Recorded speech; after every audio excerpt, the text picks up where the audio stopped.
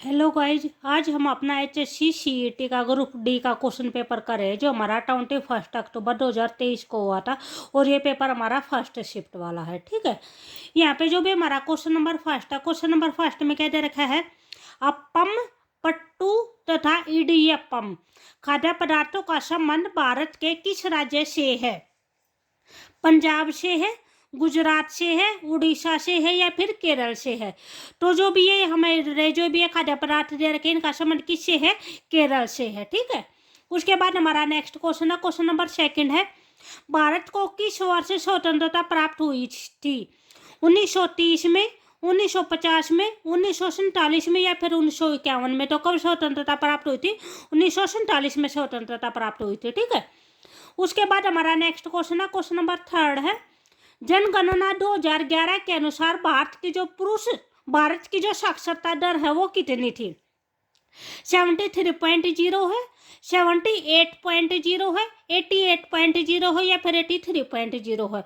तो जो भारत की जो कुल साक्षरता दर है वो हमारी 73.0 है। ठीक है, भी कुछ डाटा है, कुछ बुक में जो डाटा दे रखा है वो ये भी दे रखा है 74 या 75% भी दे रखा है। ठीक है, तो इसके अकॉर्डिंग देखते हैं जो भी हमारी जनसंख्या होगी वो कितनी होगी? 73% हो जाएगी। ठीक है, जो पुरुष साक्षरता दर है वो कितनी है? वो 82.14 है।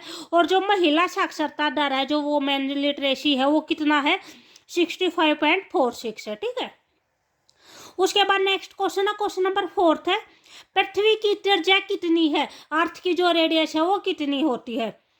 भी 6371 है, 8371 है, 9371 है या फिर 2371 है? ठीक है, तो यहाँ पे जो भी हमारा आंसर होगा वो कौन सा हो जाएगा? ऑप्शन नंबर ए हो जाएगा, 6371 है। ठीक है, उसके बाद नेक्स्ट क्वेश्चन है, क्वेश्चन नंबर 5 है, ब्रिटिश भारत का इतिहास, जो भी पुस्तक है इस बुक के जो लेखक है वे कौन थे? जेम्स मिल थे, वारेन हेस्टिंग्स थे, लॉर्ड माउंटबेटन थे या फिर लॉर्ड कर्जन थे? तो कौन थे इस बुक के लेखक? जेम्स मिल थे। ठीक है, उसके बाद हमारा नेक्स्ट क्वेश्चन है, क्वेश्चन नंबर 6 है, स्वतंत्र भारत के प्रथम गवर्नर जनरल के रूप में किन्होंने कार्य किया है? श्री राजगोपालाचारी, सरदार वल्लभ भाई पटेल, मौलाना आजाद या फिर जवाहरलाल नेहरू? तो यहाँ पे हमारा आंसर कौन सा हो जाएगा? ऑप्शन नंबर ए हो जाएगा, श्री राजगोपालाचारी। ठीक है, जो भी श्री राजगोपालाचारी थे वे प्रथम गवर्नर जनरल थे, स्वतंत्र भारत के प्रथम गवर्नर जनरल थे या फिर ये बोल सकते अंतिम भारतीय गवर्नर जनरल थे। ठीक है, उसके बाद नेक्स्ट क्वेश्चन हमारा क्वेश्चन नंबर 12 है, लुगदा निम्नलिखित में से किसका एक रूप है जिसे छत्तीसगढ़ में पहना जाता है? साड़ी का एक रूप है, दुपट्टे का है, आभूषण का है या फिर जूते का है? तो जो भी छत्तीसगढ़ में जो लुगदा पहना जाता है वो किसका एक रूप है? वो एक साड़ी का रूप है। ठीक है, उसके बाद नेक्स्ट क्वेश्चन है, क्वेश्चन नंबर 13 है, जामिया इस्लामिया विश्वविद्यालय कहाँ पर स्थित है? अलीगढ़ में है, भोपाल में है, दिल्ली में है या फिर लखनऊ में है? तो कहाँ पे है? दिल्ली के अंदर है ये जामिया इस्लामिया यूनिवर्सिटी। ठीक है, उसके बाद हमारा नेक्स्ट क्वेश्चन है, क्वेश्चन नंबर 14 है, निम्नलिखित में से कौन सा कार्यक्रम सभी सरकारी प्राथमिक विद्यालयों में शुरू किया गया जिसके अंतर्गत बच्चों को पका हुआ भोजन प्रदान किया जाता है? ठीक है, तो यह कौन सा कार्यक्रम है? महिला समाख्या है, मध्याह्न भोजन योजना है, बेटी बचाओ बेटी पढ़ाओ योजना है या फिर सर्व शिक्षा अभियान है? तो यह कौन सा प्रोजेक्ट है, कौन सा कार्यक्रम है? यह हमारा मध्याह्न भोजन योजना है। ठीक है, जिसको क्या बोलते हैं? मिड डे मील भी बोलते हैं। और आप जो इसका नाम बदल के क्या कर दिया है?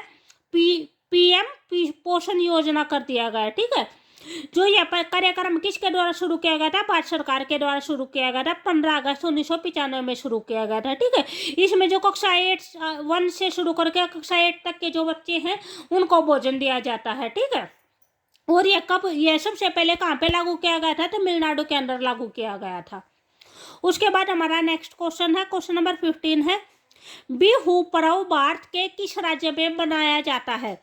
कर्नाटक में, पंजाब में, उत्तर प्रदेश में या फिर असम में? तो बिहू है वो पर्व कहाँ पे मनाया जाता है? वो असम के अंदर मनाया जाता है। ठीक है, उसके बाद हमारा नेक्स्ट क्वेश्चन है, क्वेश्चन नंबर 16 है, यदि किसी व्यक्ति को वर्क यदि किसी व्यक्ति का वृक्क है जो काम करना बंद कर दे तो उसके रक्त को कृत्रिम वृक्क द्वारा फिल्टर किया जाता है, अन्यथा वह जीवित नहीं रहता है। तो इस प्रक्रिया को है, किस प्रक्रिया को क्या कहते हैं? इसमें बोल रखा है कि यानी कोई भी व्यक्ति है, उसका जो भी वृक्क है, वे जो किडनी है, वे काम करना बंद कर देती है, तो जो भी उसके जो रक्त को है वो कृत्रिम किडनी से जो है फिल्टर किया जाता है। तो इस टाइप की जो प्रोसेस होती है उसको क्या बोलते हैं? उत्सर्जन बोलते हैं, डायलिसिस बोलते हैं, परसवेदन बोलते हैं, या फिर निष्कासन बोलते हैं। तो उसको क्या बोलते हैं? उसको डायलिसिस बोलते हैं। उसके बाद हमारा नेक्स्ट क्वेश्चन है, क्वेश्चन नंबर 17 है, निम्नलिखित में से कौन सा स्थलीय प्रकृति आवास नहीं है? भी अगर आपको वीडियो अच्छी लगी तो प्लीज लाइक, शेयर और सब्सक्राइब जरूर करें। यहाँ पे क्या पूछ रखा है? कौन सा है जो स्थलीय प्रकृति आवास नहीं है? फर्स्ट ऑप्शन दे रखा है आपको तालाब है, सेकंड है मरुस्थल है, थर्ड है वर्षावन, और जो फोर्थ है वो दे रखा है घास के मैदान है। तो जो भी यहाँ पे जो ये बोल रखा है कि यानी कौन सा है जो यानी नेचुरल नहीं है, ठीक है, जो सा कृत्रिम है, तो वहाँ पे हमारा आंसर कौन सा हो जाएगा? तालाब हो जाएगा। जो तालाब है वो हम खुद बनाते हैं, ठीक है, प्रकृति के द्वारा बना हुआ नहीं होता है। जो मरुस्थल वन है वो वे प्राकृतिक होता है, वर्षावन है वे प्राकृतिक होता है, जो घास के मैदान है वे प्राकृतिक होता है, पर तालाब है जो मनुष्य के द्वारा बनाया जाता है, ठीक है। उसके बाद हमारा 18 है, द्रव्यमान की एसआई इकाई है, एसआई इकाई क्या होती है? ठीक है, जो SI unit of the mass, mass के एसआई यूनिट क्या होती है? ग्राम होती है, किलोग्राम होती है, पाउंड होती है, या फिर आउंस होती है। तो जो भी मास होती है, मास की जो एसआई यूनिट होती है वो क्या होती है? वो किलोग्राम होती है, ठीक है। जो लेंथ है, लेंथ की एसआई यूनिट क्या होती है? मीटर होती है। टेम्परेचर की एसआई यूनिट क्या होती है? केल्विन होती है। और जो टाइम है, टाइम की एसआई यूनिट क्या होती है? सेकंड होती है। करंट की है, करंट की एसआई यूनिट क्या होती है? एम्पियर होती है, ठीक है। उसके बाद हमारा नेक्स्ट क्वेश्चन है, क्वेश्चन नंबर 19 है, एक लड़का है जो समतल दर्पण से 50 सेंटीमीटर की दूरी पर खड़ा है, दर्पण और प्रतिबिंब के बीच की कितनी दूरी होगी? ये बोल रखा है कि उसका जो प्रतिबिंब होगा, प्रतिबिंब और दर्पण के बीच में कितनी डिस्टेंस होगी। तो यहाँ पे क्या दे रखा है? आपको समतल दर्पण दे रखा है। समतल दर्पण में जो भी हमारी जो इमेज बनती है वो इमेज जितना ऑब्जेक्ट होता है ऑब्जेक्ट के इक्वल बनती है, साइज में भी इक्वल होती है। और आदमी जितना ऑब्जेक्ट है आगे खड़ा होता है इमेज उसकी उतनी ही पीछे बनती है, ठीक है। तो जो डिस्टेंस होती है वो डिस्टेंस भी क्या होती है? इक्वल होती है, ठीक है। तो यहाँ पे जो भी हमारी डिस्टेंस दे रखी है वो कितनी दे रखी है? 50 सेंटीमीटर दे रखी है। तो जो इमेज बनेगी वो दर्पण के पीछे कितनी दूरी पर बनेगी? वो भी 50 सेंटीमीटर की दूरी पे ही बनेगी, ठीक है। तो यहाँ पे जो भी हमारा आंसर होगा वो कौन सा हो जाएगा? ऑप्शन नंबर 3 हो जाएगा, 50 सेंटीमीटर। उसके बाद नेक्स्ट क्वेश्चन है, क्वेश्चन नंबर 20 है, डैश की प्रक्रिया में ऊष्मा के अंतरण हेतु किसी माध्यम की आवश्यकता नहीं होती, ठीक है। यहाँ पे क्या बोल रखा है? No medium is required to transfer of the heat. अगर हीट ट्रांसफर करने के लिए जो भी हीट ट्रांसफर होती है उसमें किसी मीडियम की जरूरत नहीं होती। तो इस टाइप की जो प्रोसेस होती है उस प्रोसेस को क्या बोलते हैं? रेडिएशन बोलते हैं, कंडक्शन बोलते हैं, कन्वेक्शन बोलते हैं, या फिर ट्रांसपिरेशन बोलते हैं, ठीक है। तो यहाँ पे जो भी हमारा आंसर होगा वो कौन सा हो जाएगा? ऑप्शन नंबर 3 हो जाएगा, कन्वेक्शन हो जाएगा, ठीक है। नहीं, यहाँ पे हमारा आंसर ऑप्शन नंबर ए हो जाएगा, विकर्ण हो जाएगा, रेडिएशन हो जाएगा। जो भी सूर्य की लाइट जो पृथ्वी तक आती है वे किस मीडियम से आती है? वे रेडिएशन के थ्रू आती है। तो वहाँ पे कोई भी मीडियम की जरूरत नहीं होती है, ठीक है। और जो चालन की जो प्रोसेस होते हैं, जो कंडक्शन की प्रोसेस होती है वो किसके अंदर होती है? वो ठोस के अंदर होती है, ठीक है। सॉलिड के अंदर जो हीट ट्रांसफर होती है उस प्रोसेस को क्या बोलते हैं? चालन बोलते हैं, ठीक है। उसके बाद जो द्रव के अंदर, जो लिक्विड के अंदर जो हीट ट्रांसफर होती है उसका जो मीडियम होता है उस प्रोसेस को क्या बोलते हैं? उसको सेवन बोलते हैं, ठीक है।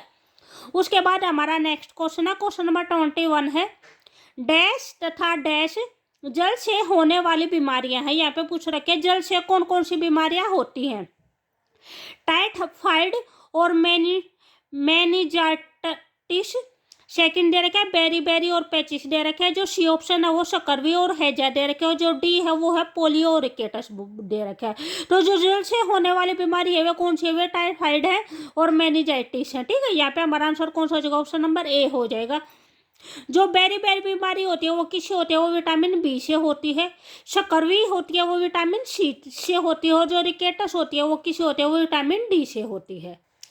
उसके बाद हमारा नेक्स्ट क्वेश्चन है, क्वेश्चन नंबर 22 है। क्वेश्चन नंबर 22 में क्या करना है आपको, ये मिलान करने हैं, ठीक है। यहाँ पे जो सेकंड दे रखा है वो है पंखुड़ी दे रखा है, थर्ड दे रखा है वो क्षत्रिय केसर दे रखा है, और फोर्थ है विसर्पी लता दे रखा है, ठीक है। इनका इस साइड में मिलान करना है। तो यहाँ पे जो भी विसर्पी लता होती है, जो लता होती है, लता का जो भी तना होता है वो क्या होता है, वो कमजोर होता है, ठीक है। तो जो डी ऑप्शन है वो कहाँ पे मैच हो जाएगा, हमारा फर्स्ट के अंदर मैच हो जाएगा।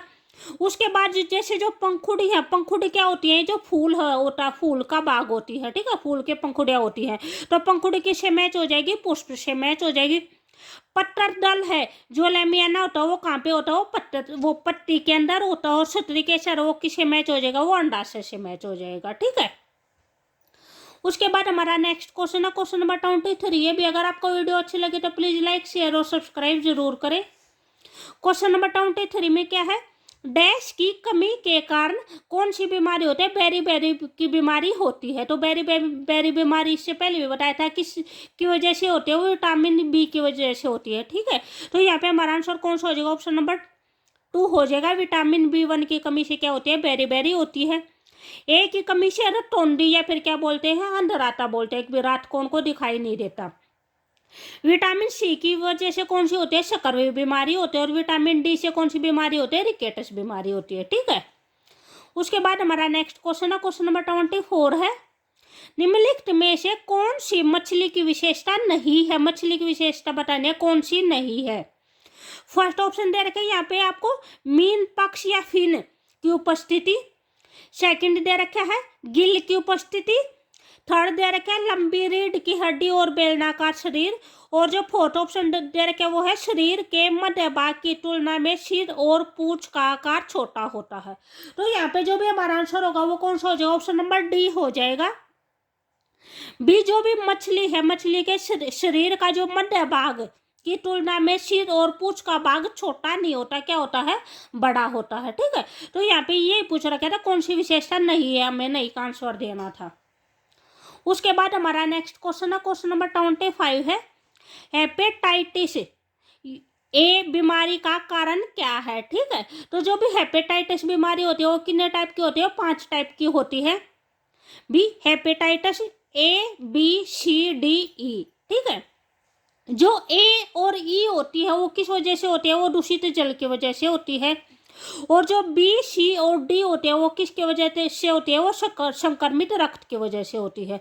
और जो हेपेटाइटिस की जो बीमारी होती है उसमें सबसे ज़्यादा क्या प्रभावित होता है, यकृत प्रभावित होता है, ठीक है।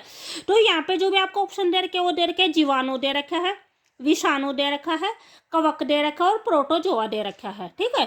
तो यहाँ पे जो भी हमारा आंसर होगा वो कौन सा हो जाएगा, ऑप्शन नंबर बी हो जाएगा। विषाणु की वजह से होती है, जो भी हेपेटाइटिस ए होते हैं वो दूषित जल यानी वायरस की वजह से यानी विषाणु की वजह से होती है, ठीक है।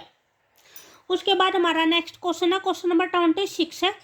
भूकर्मी अपने डैश से श्वास लेते हैं, ठीक है। जो अर्थवर्म्स होते हैं वे ब्रीथिंग कैसे करते हैं, भी फेफड़ों से करते हैं, श्वास नलियों से करते हैं, गलफड़ों से करते हैं, या फिर त्वचा से करते हैं। तो वे किसकी वजह से सांस लेते हुए, त्वचा की वजह से सांस लेते हैं, ठीक है, त्वचा से सांस लेते हैं। उसके बाद 27 है। निम्नलिखित में से किसके उत्पादन में यीस्ट का प्रयोग किया जाता है। यहाँ पे ये बोल रखा है yeast is the use of the production of, yeast है वो किसके प्रोडक्शन के लिए यूज किया जाता है, चीनी के प्रोडक्शन के लिए यूज किया जाता है, ऑक्सीजन के लिए, एल्कोहल के लिए, या फिर HCl हाइड्रोक्लोरिक अम्ल के भी प्रोडक्शन के लिए किया जाता है। तो जो भी यीस्ट का प्रयोग है वो एल्कोहल के प्रोडक्शन के लिए किया जाता है। और जो भी यीस्ट से एल्कोहल बनाने की जो भी प्रोसेस जो होती है उसको क्या बोलते हैं, उसको फर्मेंटेशन बोलते हैं, ठीक है। यहाँ पे जो भी HCl दे रखा है हाइड्रोक्लोरिक अम्ल दे रखा है, ये कहाँ पे होता है, ये हमारे पेट के अंदर अमाशय के अंदर होता है, जिसकी वजह से क्या होती है, एसिडिटी होती है, ठीक है। उसके बाद नेक्स्ट क्वेश्चन दे रखा है, क्वेश्चन नंबर 28 दे रखा है। वर्ष 2016 में भारत सरकार ने डैश नामक मिशन आरंभ किया है, जिसके अंतर्गत उचित वाहित मल निपटान शुरू किया गया है। तो जो भी यह प्रोग्राम, इस प्रोग्राम का नाम पूछ रखा है क्या है, उज्ज्वला योजना है, उड़ान है, स्वच्छ भारत मिशन है या फिर नमामि गंगे है। तो यहाँ पे हमारा आंसर कौन सा हो जाएगा, ऑप्शन नंबर सी हो जाएगा, स्वच्छ भारत मिशन हो जाएगा। ठीक है, जो घर घर में शौचालय बनाने की जो स्कीम लागू की गई थी तो वो क्या था, वो स्वच्छ भारत मिशन था। उसके बाद हमारा नेक्स्ट क्वेश्चन है, क्वेश्चन नंबर 29 है। यहाँ पे फिर वो क्या करना, हमें मैच करना है। ठीक है, यहाँ पे आपको सिंबल दिए गए हैं। ठीक है, तो वे सिंबल के साथ मैच करना है। फर्स्ट इधर क्या विद्युत सेल है। ठीक है, तो विद्युत सेल हमारा किससे मैच हो जाएगा, विद्युत सेल हमारा यहाँ पे मैच हो जाएगा। ठीक है, ये हमारा सेल का साइन दे रखा है। जो भी बड़ी लाइन होती है वो क्या होती है, वो पॉजिटिव होती है, और जो छोटी लाइन होती है वो क्या होती है, वो नेगेटिव होती है। ठीक है, उसके बाद जैसे बैटरी दे रखा है, बैटरी क्या होता है, कम्बिनेशन ऑफ द सेल होते हैं, सेल का कम्बिनेशन होता है। तो जो दो के अंदर दो या दो से ज़्यादा सेल ऐड होते हैं। ठीक है, तो यहाँ पे जो भी हमारा ये साइन दिया गया है, इसमें क्या दे रखा है, एक ये सेल ऐड कर रखा है और एक ये सेल ऐड कर रखा है। ठीक है, तो ये किस चीज़ का साइन हो जाएगा, ये हमारा बैटरी का साइन हो जाएगा। ठीक है, जो ये साइन होता है ये क्या होता है, ये बल्ब का साइन होता है, विद्युत बल्ब का साइन होता है। तो ये किससे मैच हो जाएगा, ये विद्युत बल्ब से मैच हो जाएगा। उसके बाद क्या बचा हमारा, ऑन का बचा है। ऑन की स्थिति में स्विच, तो ऑन की स्थिति में स्विच क्या होता है, ये कनेक्ट होता है। ठीक है, और जो ऑफ का साइन होता है उसमें क्या होता है, ये जैसे ऐसे ओपन होता है। ऑफ में ये यहाँ पे ये जुड़ा हुआ नहीं होता, यहाँ पे ओपन होता है, और ये यहाँ पे क्या होता है, जुड़ा होता है। ठीक है, उसके बाद ये हमारा लास्ट क्वेश्चन है। 30 क्वेश्चन हो गए हैं। जो नेक्स्ट क्वेश्चन हो गए वे हम अपने नेक्स्ट वाली वीडियो में करेंगे। ठीक है, यहाँ पे क्या दे रखा है, धातुओं का वह गुणधर्म क्या कहलाता है जिससे धातुओं को पीट कर पतले पत्थर या थिन शीट के अंदर बनाया जाता है। तो उस गुण को क्या बोलते हैं, चालकता बोलते हैं, प्रतिक्रिया अक्षमता बोलते हैं, तन्यता बोलते हैं, या फिर कठोनियता बोलते हैं। तो यहाँ पे हमारा आंसर कौन सा हो जाएगा, यहाँ पे हमारा आंसर ऑप्शन नंबर डी हो जाएगा, मेलाइबिलिटी हो जाएगा। मेलाइबिलिटी के अंदर क्या होता है, अगर धातु को पीट कर उसकी क्या बनाई जाती है, पतली चादर बनाई जाती है। ठीक है, या थिन शीट बोलते हैं उसको।